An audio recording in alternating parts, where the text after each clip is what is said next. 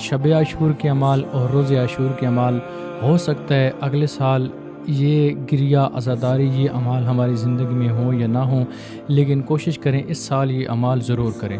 سب سے پہلا عمل یہ ہے شب عاشور کا کہ اس رات کو آپ نے 2 کر کے 4 رکعت نماز پڑھنی ہے۔ کوشش کرنی ہے کہ رات بھر گریہ کریں، شب داری کریں، 4 رکعت نماز پڑھیں 2 کر کے۔ 2 رکعت نماز شب عاشور کی پڑھتا ہوں قربتان اللہ۔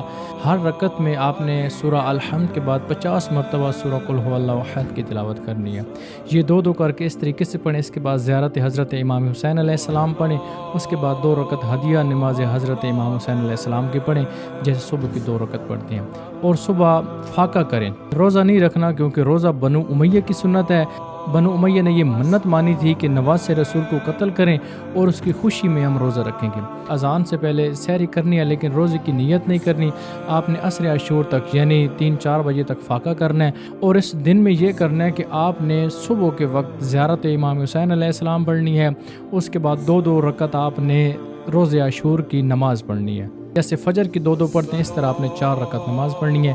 اس کے بعد آپ نے وہیں کھڑے ہو کر یہ جملہ دہرانا ہے، انا للہ و انا الیہ راجعون رضن بقضائہ و تسلیما لامرہ۔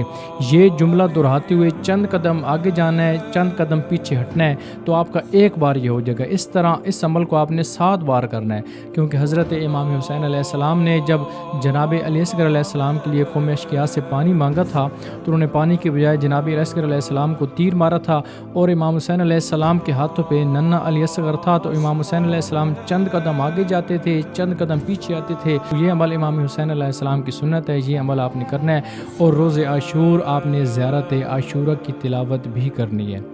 زیارت عاشورہ کی تلاوت کرنا بہت زیادہ اجر و ثواب ہے، بالکل آسان سے عمل ہے۔ یہ عمل کریں گے یقیناً آل محمد راضی ہوں گے۔ اور سب سے بڑا عمل یہ ہے کہ آپ نے اس دن 1000 مرتبہ امام حسین علیہ السلام اور ان کے اصحاب کے قاتلوں پہ لعنت بھیجنی ہے، اللہم لعن قتلۃ الحسین و اصحابہ۔ اگر آپ عربک میں نہیں بھیج سکتے تو اپنی زبان میں بھی ضرور اس دن لعنت کریں، کیونکہ یہ بہت بڑا دن ہے۔ اس دن جتنا ہو سکے گریہ کریں، پریشانی کے عالم میں گزاریں، اپنا گربان چاک کر دیں اور سر میں خاک ڈالیں، اور رو کر یہ دن گزاریں، تاکہ لوگوں کو پتہ چلے کہ ہمارا بہت بڑا نقصان ہوا ہے۔